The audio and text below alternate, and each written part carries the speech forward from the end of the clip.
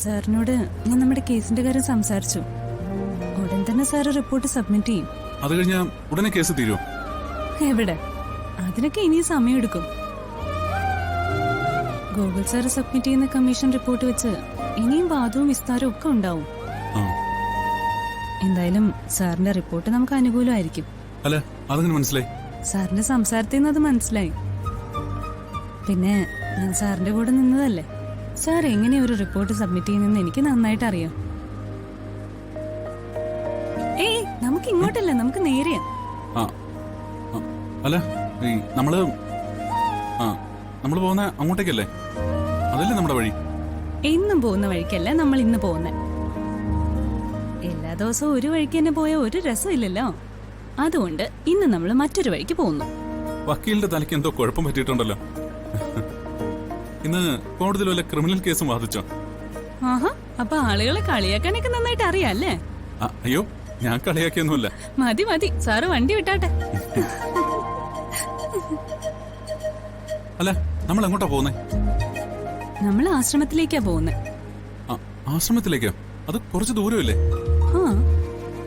അതിനല്ലേ ഈ വണ്ടിയും ഡ്രൈവറും. ഓ, അങ്ങനെ. അല്ല, അതാ പെട്ടെന്ന് ഇങ്ങനൊരു തീരുമാനം? ആശ്രമത്തിൽ നിന്ന് സ്വാമിജി വിളിച്ചിരുന്നു. പെട്ടെന്ന് അവിടെ വരെ ചെല്ലാൻ പറഞ്ഞു.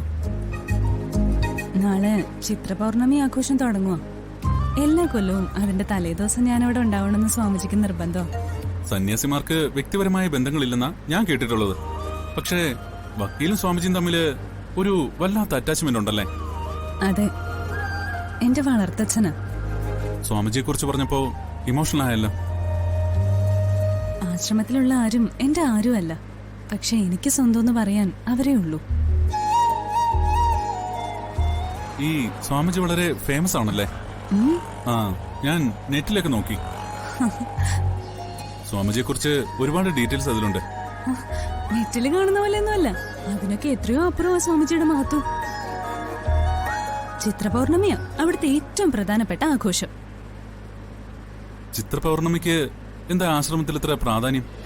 പണ്ട് ഹിമാലയത്തിൽ താമസിച്ചിരുന്ന കാലത്ത് സ്വാമിജിക്ക് അവിടുത്തെ ധന്വന്തരമൂർത്തിയുടെ അനുഗ്രഹം കിട്ടിയത് ഏതോ ഒരു ചിത്രപൗർണമി ദിവസമാണ്.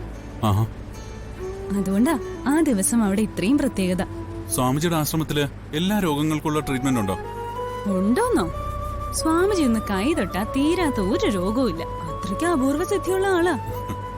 ഇതൊക്കെ കുറച്ച് ഓവറല്ലേ?